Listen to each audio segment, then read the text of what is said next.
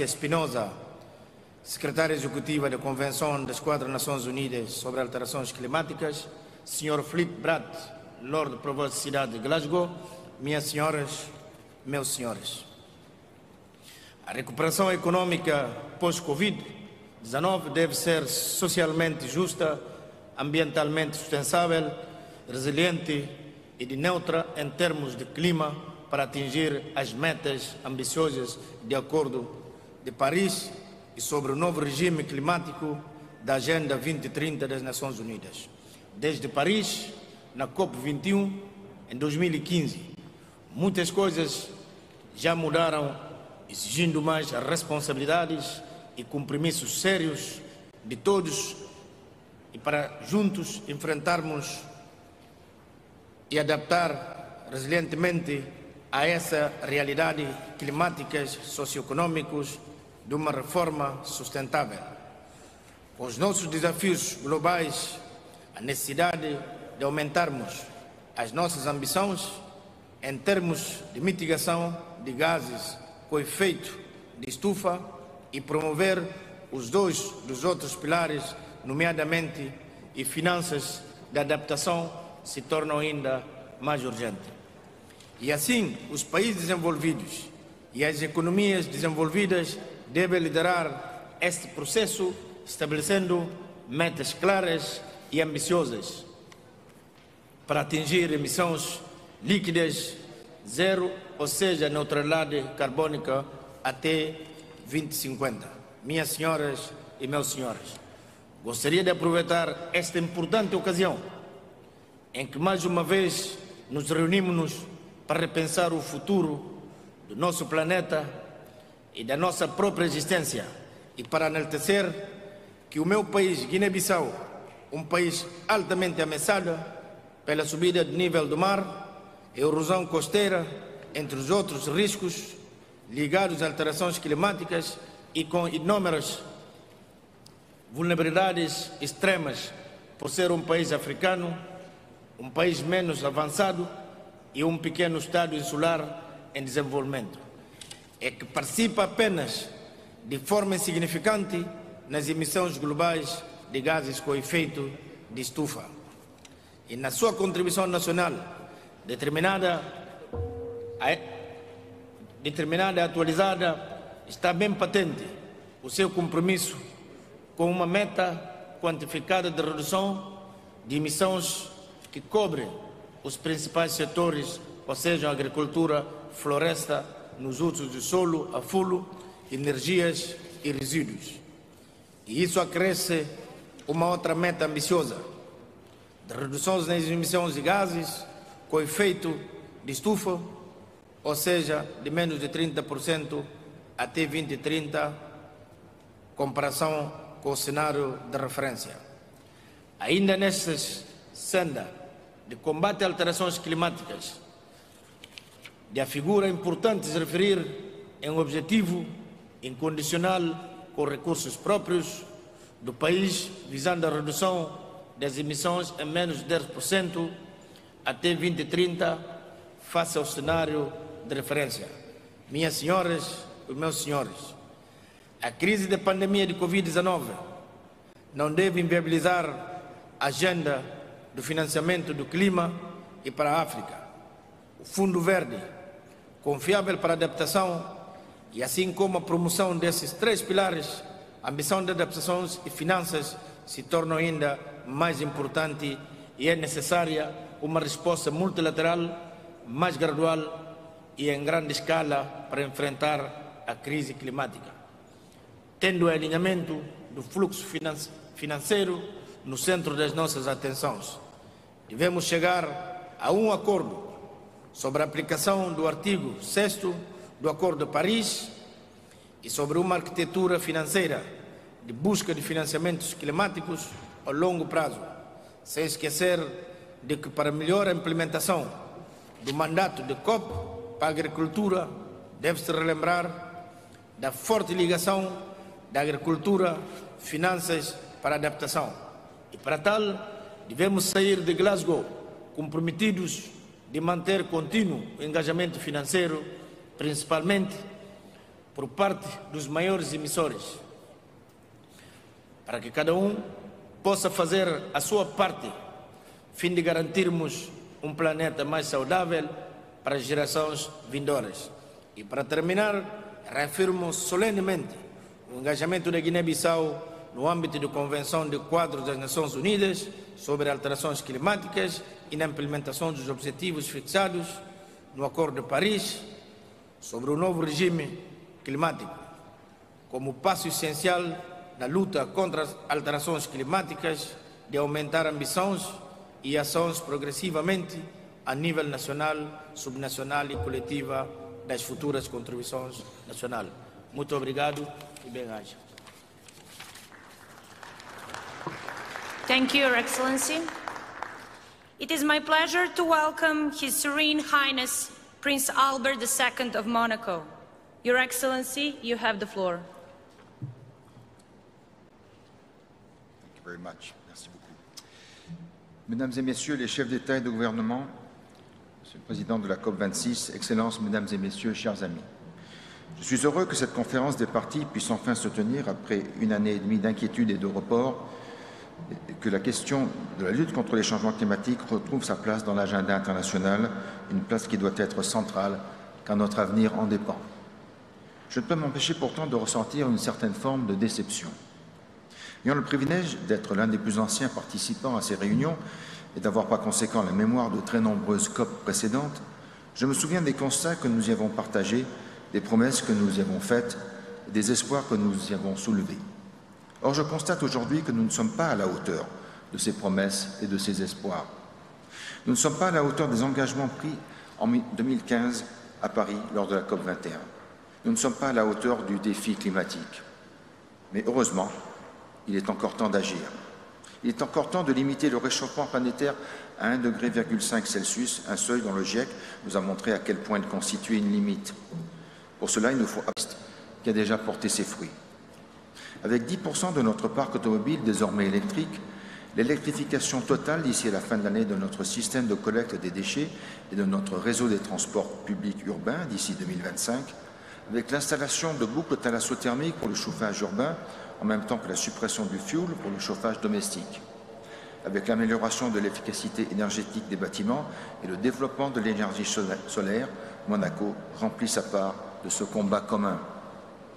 Dans le même temps, en ayant lancé l'initiative Monaco Finance Durable, nous impliquons le secteur financier de la principauté pour qu'il se tourne vers les investissements répondant aux critères environnementaux, sociaux et de bonne gouvernance. Monaco prend aussi ses responsabilités hors de ses frontières, en s'engageant à augmenter ses financements internationaux pour le climat sous forme de dons, et ce jusqu'à 2030, avec un montant dès à présent budgété à 1,3 million d'euros pour 2025. Il est encore temps aussi, et on sait combien cela me tient à cœur, de sauver nos océans, si précieux pour les équilibres de notre chère planète.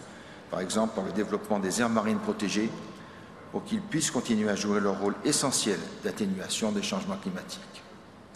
Comme le GIEC et l'IPBES l'ont montré dans leur rapport commun, et comme l'a souligné le dernier atelier scientifique sur l'acidification des océans organisé à Monaco, des solutions basées sur la nature permettent de protéger le climat et les écosystèmes tout en offrant de nombreux bénéfices pour les communautés locales.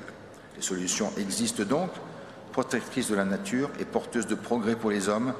Il nous faut aujourd'hui les développer ensemble dans nos pays et au-delà, dans toutes les mers du monde.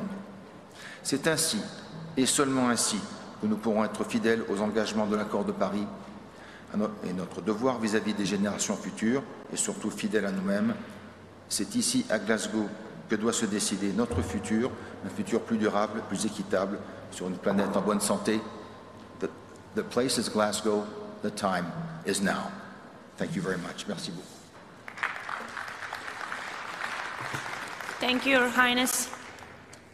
It is my pleasure to welcome His Excellency, Mr. Guillermo Lasso Mendoza, President of Ecuador. Your Excellency, you have the floor.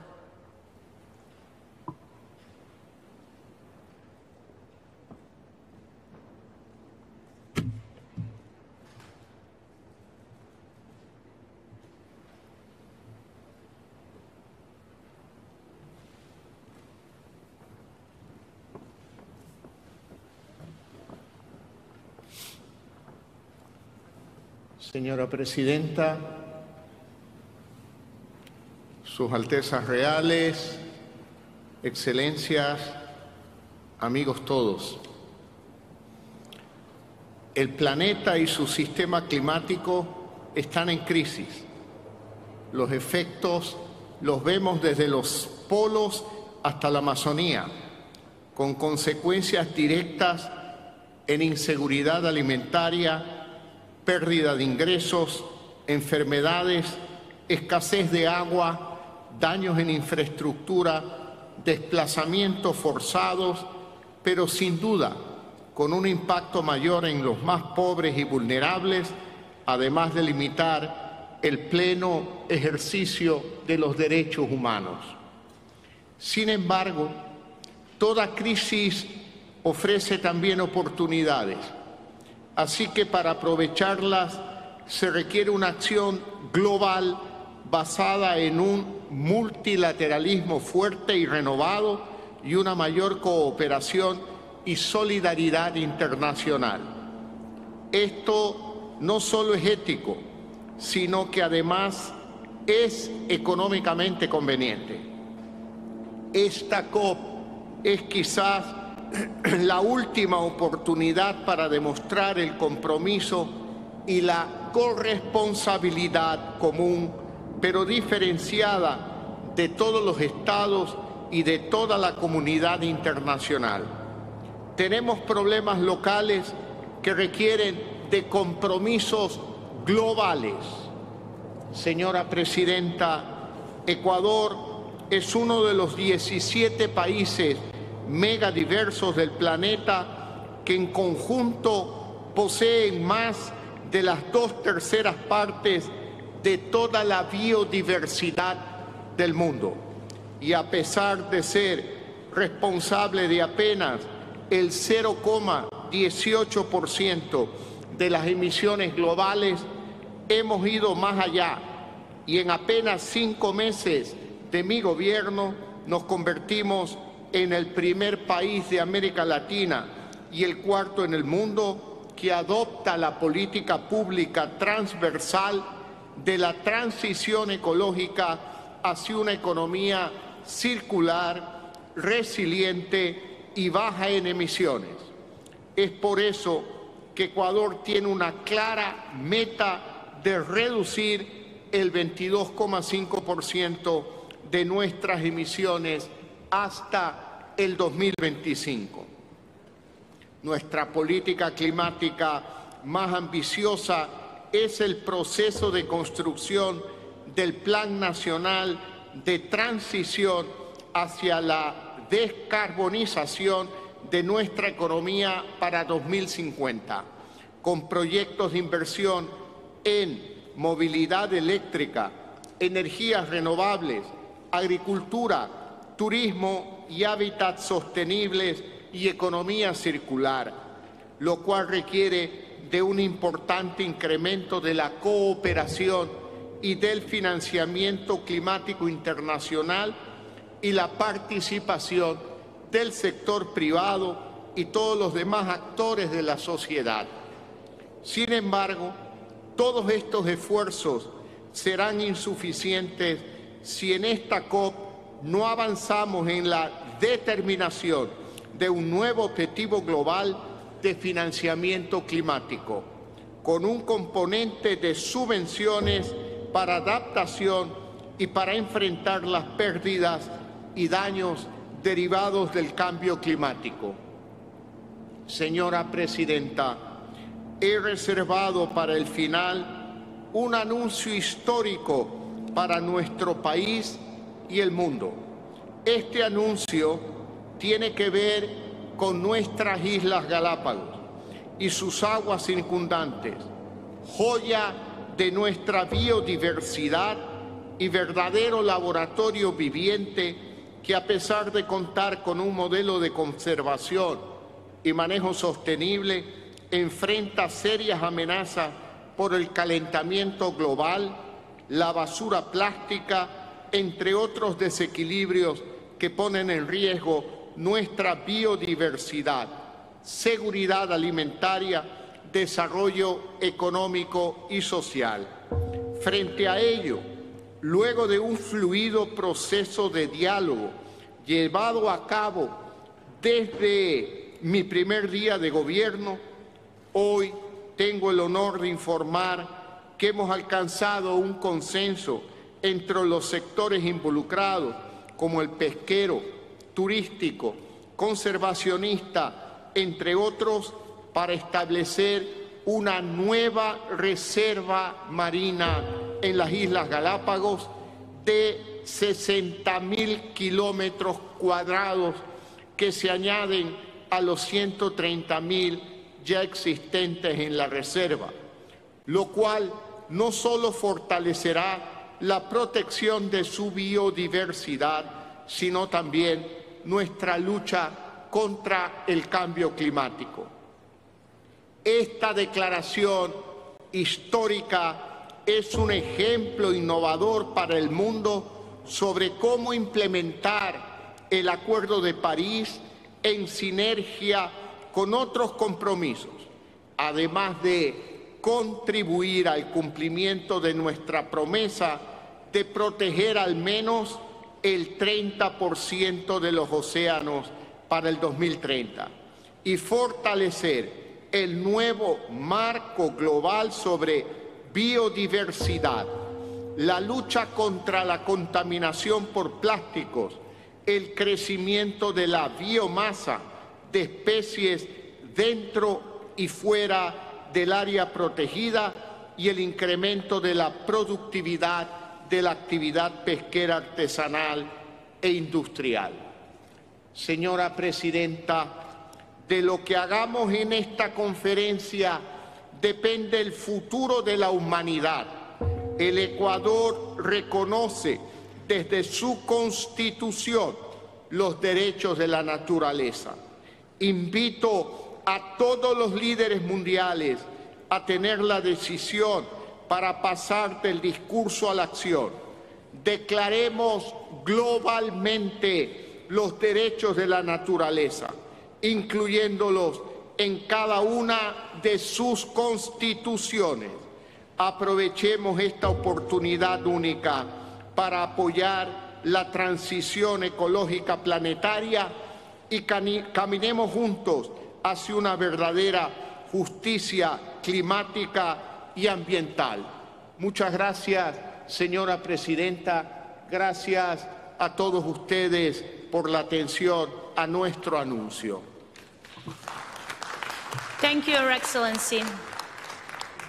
It is my great pleasure to welcome my President, His Excellency, Mr. Aleksandar Vučić, President of Serbia. Your Excellency, you have the floor.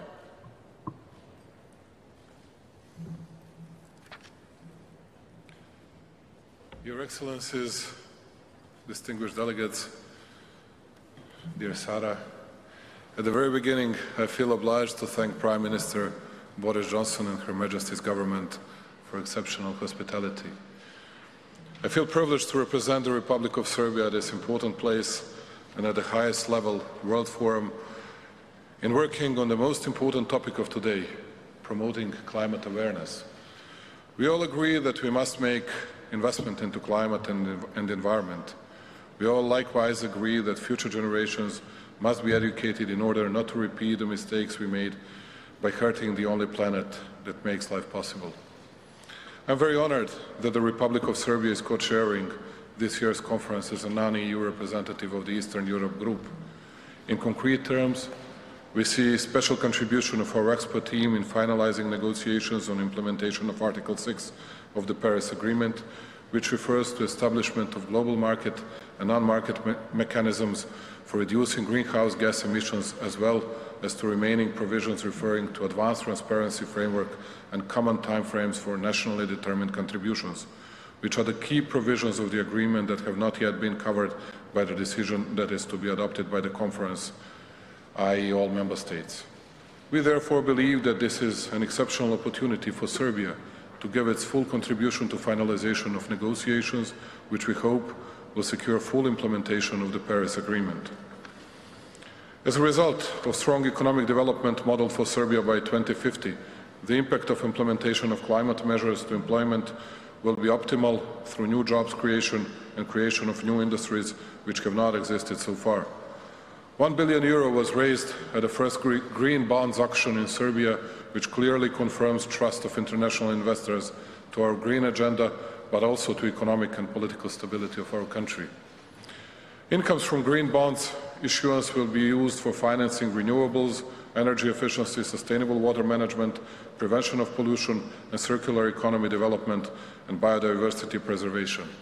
And as you can see, dear friends, my people made a terrific speech for me, but I'm going to add a few more words and a few more questions for those that are coming from big powers and that haven't answered yet on several questions. Number one is how we're going to finance all these activities. We heard the story of trillions of dollars that are at our disposal. My question would be, what would be the interest rate? What would be the terms for taking these amounts of money? And actually, how are we going to tackle that issue? Number two, how are we going to treat nuclear power plants? Are we going to shut them all, or we are going to build them more? Then, how are we going to build more renewables if we already started endorsing populist movements against wind parks, new hydropower plants, and are we going to put in jeopardy the level of our public debt to GDP ratio if we raise huge amounts of money? How are we going to treat natural gas, and how are we going to secure decent prices of natural gas, electricity power as well? And I came here using electric car from Edinburgh to Glasgow, but how are we going to do mining and refining of lithium, nickel, cobalt, and many, many other very important minerals? At the end, we all know what is our final aim, what is our final target, but it's not a fairy tale. We'll have to work a lot, we'll have to be 100% dedicated, and we'll have to be more honest to each other. Health of people living in Serbia depends directly on implementation of this agenda, just like health and life of each living being in Earth depends on arrangements that will be reached here and on national implementation of the respective arrangements. The great William Shakespeare wrote that the earth has music for those who listen. Perhaps it is the right time to listen and hear cry of the Mother Earth, because if we lose this race against time, our children will inherit irreparably polluted planet. Thank you very much for listening to me. Thank you, dear President, once again. Thanks a lot. Thank you, Your Excellency. It is my pleasure to welcome His Serene Highness Hereditary Prince Aloy of Liechtenstein. Your Excellency, you have the floor.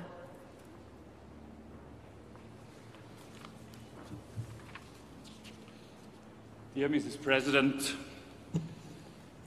Excellencies, ladies and gentlemen, let me start by expressing my gratitude to the government of the United Kingdom for their huge efforts to welcome all of us in Glasgow and to assure the continuity of international climate diplomacy at times of global pandemic. The fact that so many of us are present at highest possible political level is a proof of the importance and urgency of the topic. Our meeting today is much more than just a conference about climate change.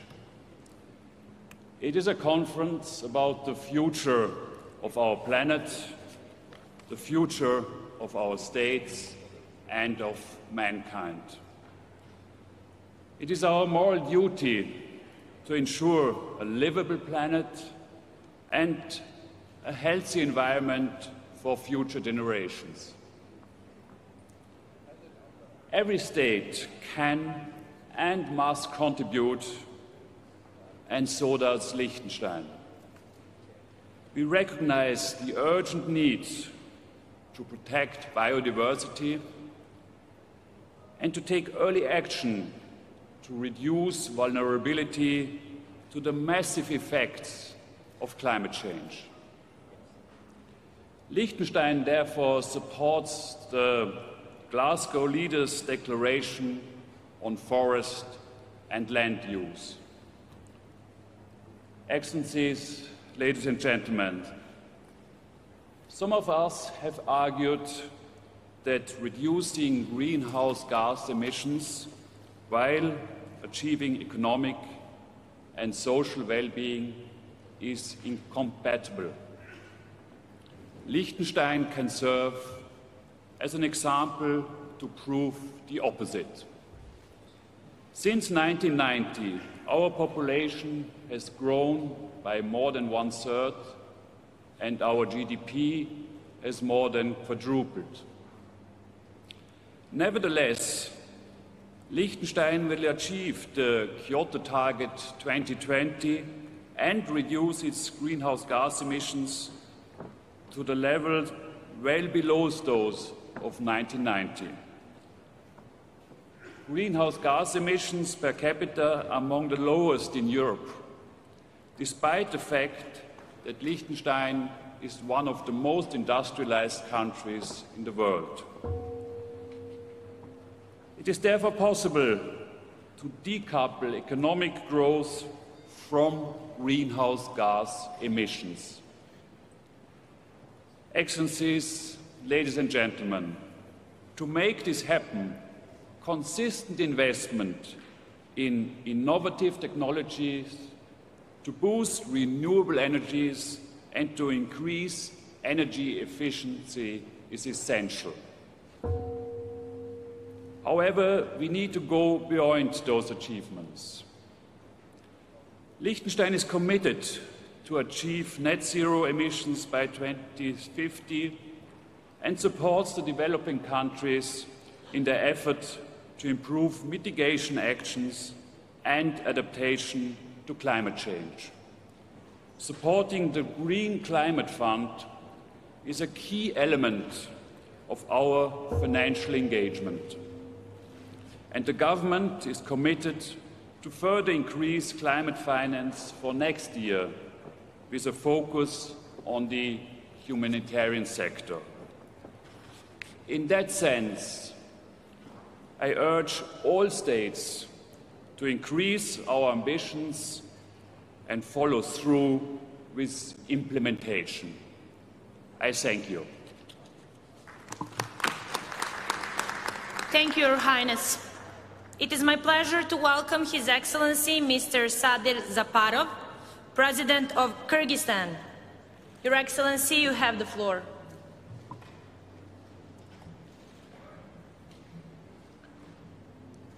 Урматтуу мамлекет жана өкмөт башчылары, урматтуу Бириккен Улуттар Уюмунун башкы катчысы, урматтуу төрага.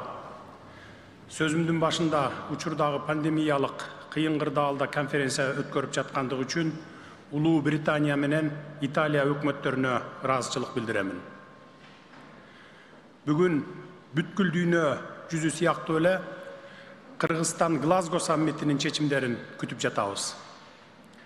Акыркы жылдары өлкөбүздүн табияты жана калкыбыз климаттын өзгөрүүсүнүн терс кесепеттерин кадимкидей сезе баштады.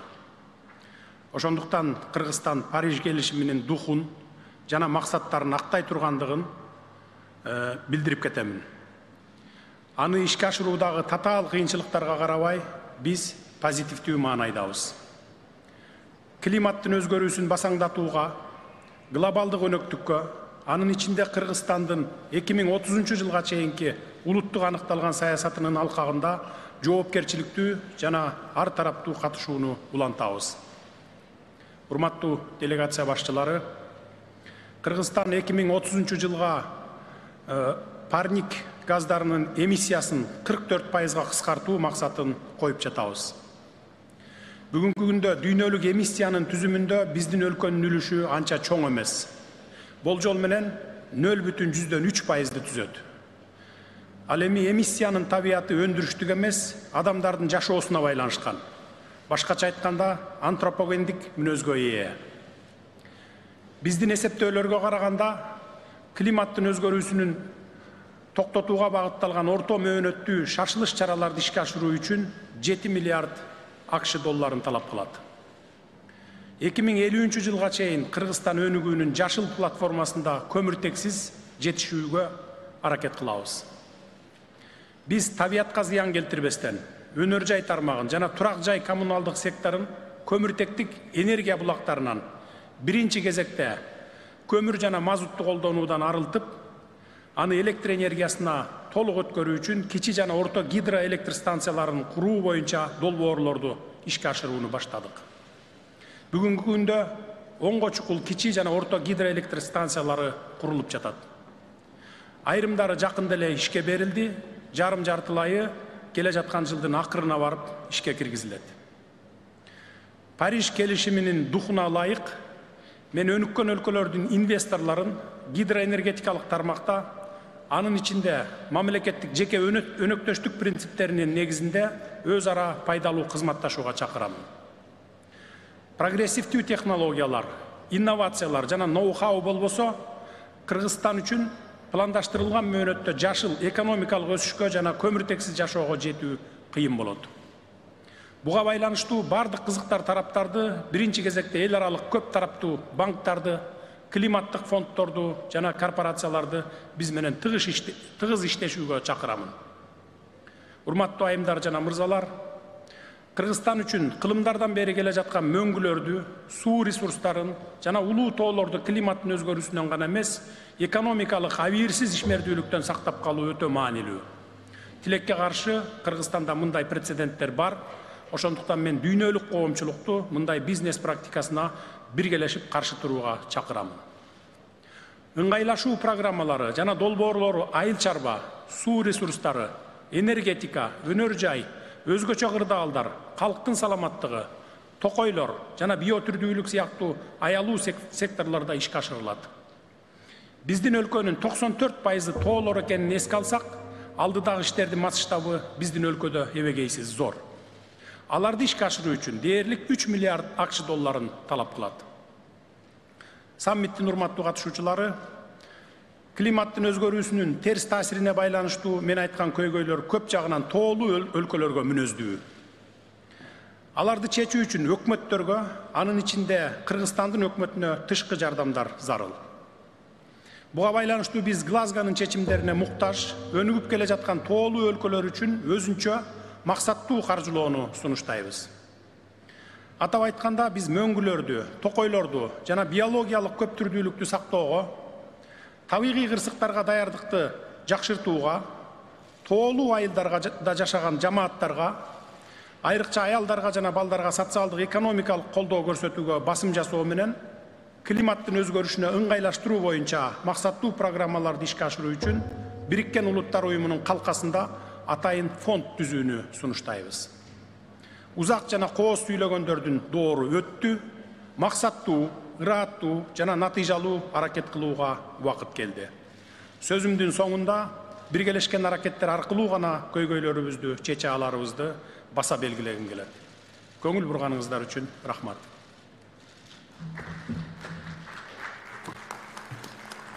Thank you, Your Excellency. It is my pleasure to welcome His Excellency Mr. Santoki, President of Suriname. Your Excellency, you have the floor.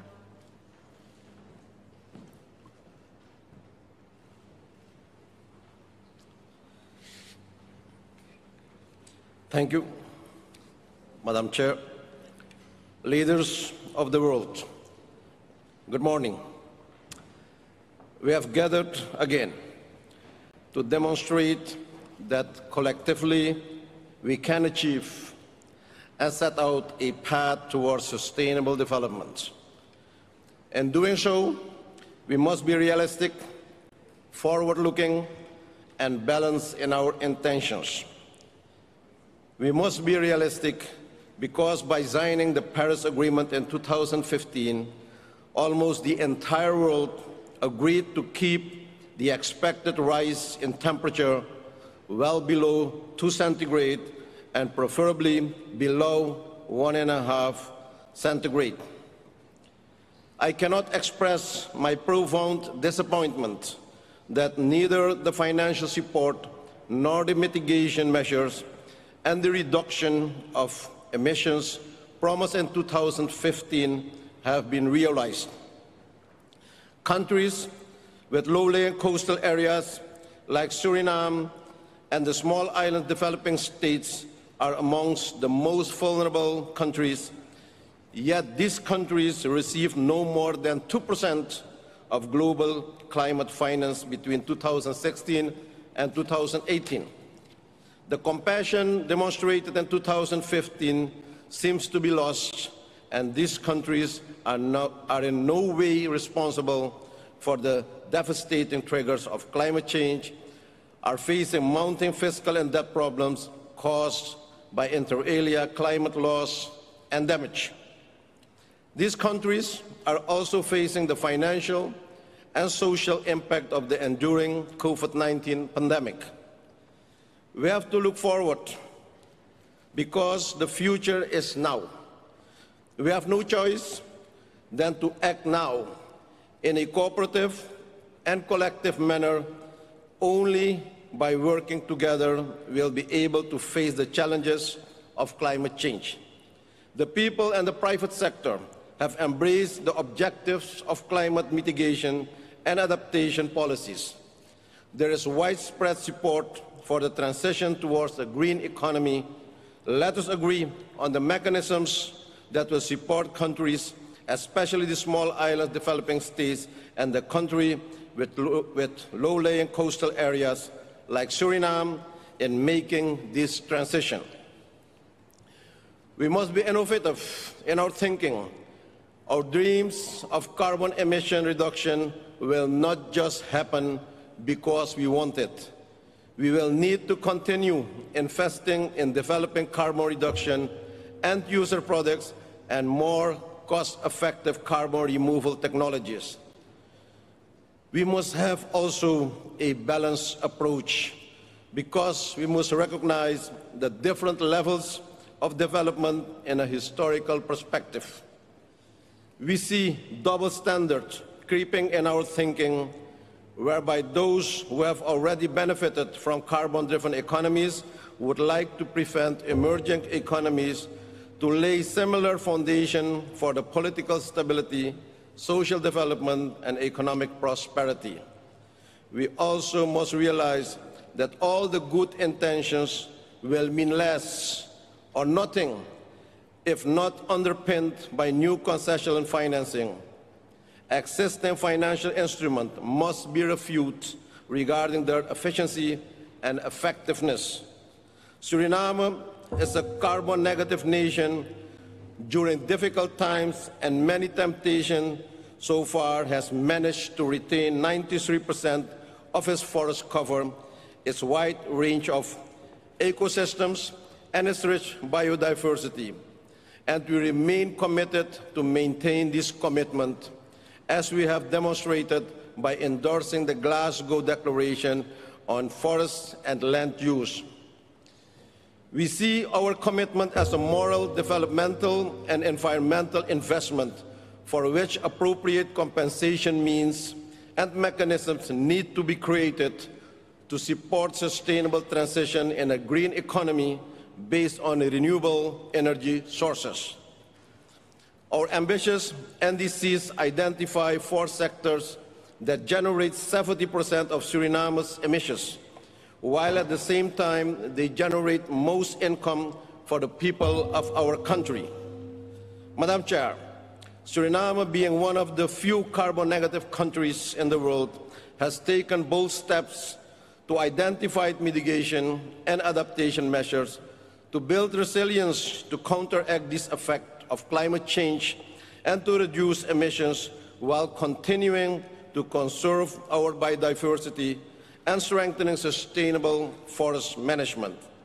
We hope that the world recognizes our efforts and support us while we create a new architecture of green development where nature and modern development exist in harmony. Suriname remains committed to the Paris Agreement, and with its limited means will continue to protect and preserve and maintain our forests and biodiversity in a positive and balanced manner. Madam Chair, We expect the same commitment for all those gathered here today and those who are not here. Our decisions and commitments must be global, forceful, trustworthy, but above all, realistic and supported by political will and financial means. Leaders, our youth is waiting to see what we decide to create, a secure and sustainable future, and what we leave them behind to build on. No doubt, an enormous task, but we owe it to this and next generations, and with collective will we can save the world. Let we express leadership, let we take responsibility, and let we make the difference to save our planet. I thank you for your kind attention. God bless you all. Thank you. Thank you, Your Excellency. It is my pleasure to welcome Her Excellency Ms. Samia Suluhu Hassan, President of Tanzania. Your Excellency, you have the floor.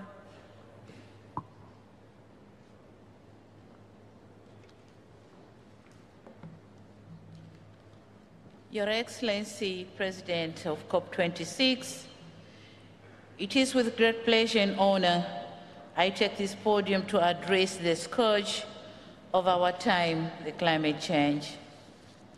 We in Tanzania have not been spared by these events. Sea level rise is eating at arable land. Our pride, the Mount Kilimanjaro, is drastically becoming bald due to glacier melting. And we are experiencing unpredictable floods and droughts. We are experiencing all this despite our resolve to dedicate 48 million hectares to forest conservation as global service to carbon sequestration. Our exotic and beautiful archipelago of Zanzibar is struggling with temperature rises, saltwater intrusion, and inundation, thus impacting its tourism ecology. Excellencies, what does all this mean to a poor country like Tanzania? It means 30% of our GDP that comes from agriculture, forestry, and fisheries is not sustainable.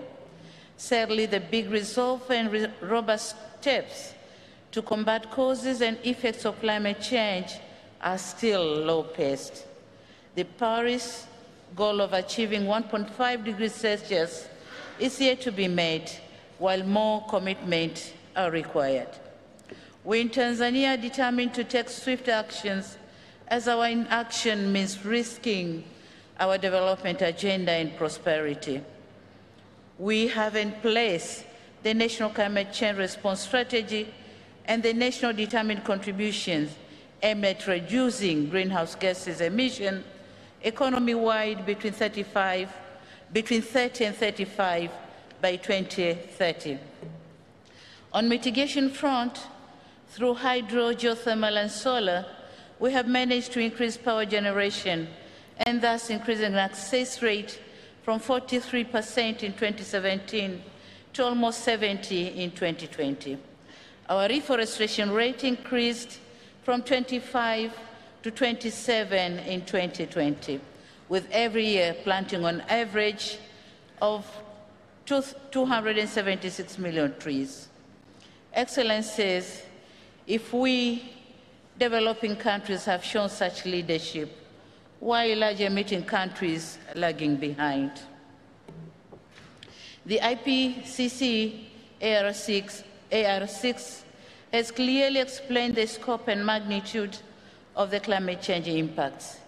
We know what is required, and we know that if the world will not act accordingly, the countries like ours with low adaptive capacity have no options but to brace for more devastating impacts. However, what we all ought to remember is when the drastic climate changes hit, it will choose no location, might or weak, poor or rich country. And so we call upon an urgent unlocking of a climate financing that will trigger planned targets and implementation of the NDC. The time to act is now. Thank you so much. Thank you, Your Excellency. It is my pleasure to welcome Her Excellency Ms. Zuzana Čaputova, President of Slovakia. Your Excellency, you have the floor.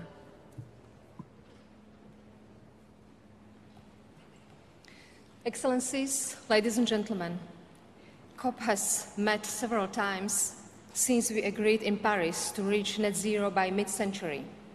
Yet the science is very clear. We are nowhere near this goal. Glasgow is make or break for the planet. We must double down on our efforts to cut emissions and mitigate the impact of the climate crisis.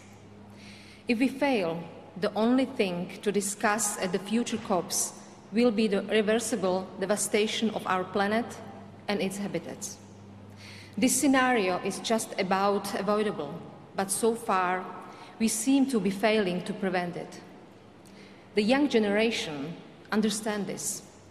In my own country, Slovakia, 42% of young people are very worried about the climate crisis. 73% think humanity has failed to look after our planet.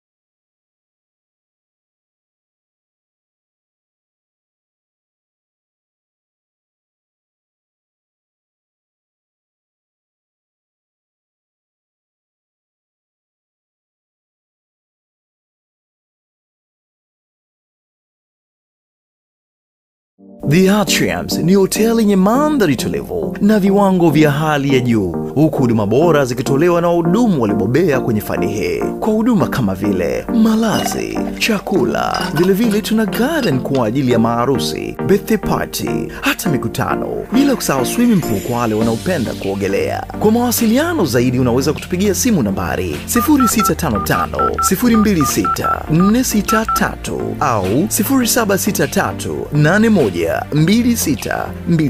Unaweza pia kutembelea tovuti yetu www.atriumshotel.co.tz. Tupo Sinza, Afrika sana. The Atriums. We are here to serve you.